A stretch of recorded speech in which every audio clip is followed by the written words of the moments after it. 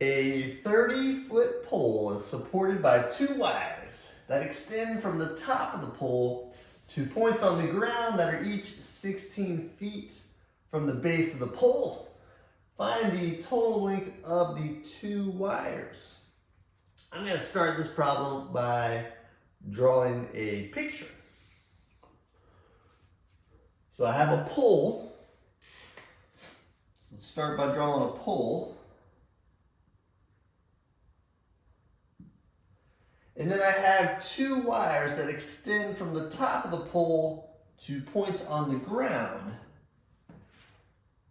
So let's draw a ground.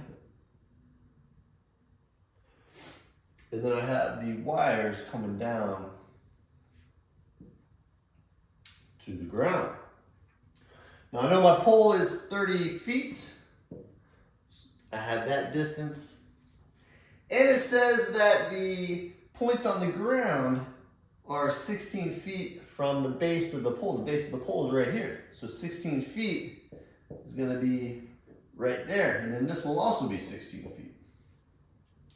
You can see that on one side, this forms a right triangle.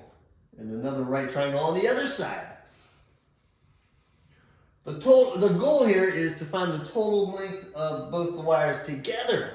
So I'm going to label one of the wires X, and then the other wire is also going to be X. So I'm trying to find X, and then I'm going to double it to get my answer.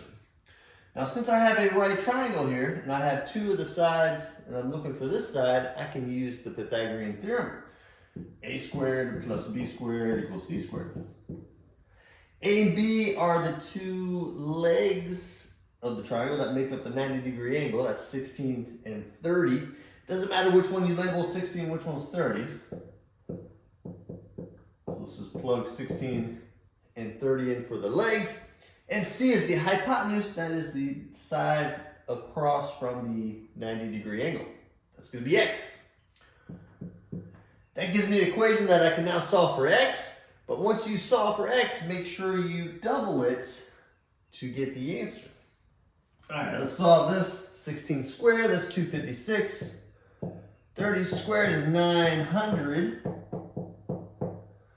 Add these up, you get 1156. I want X, so I gotta get rid of this square on the X, and I can do that by square rooting both sides.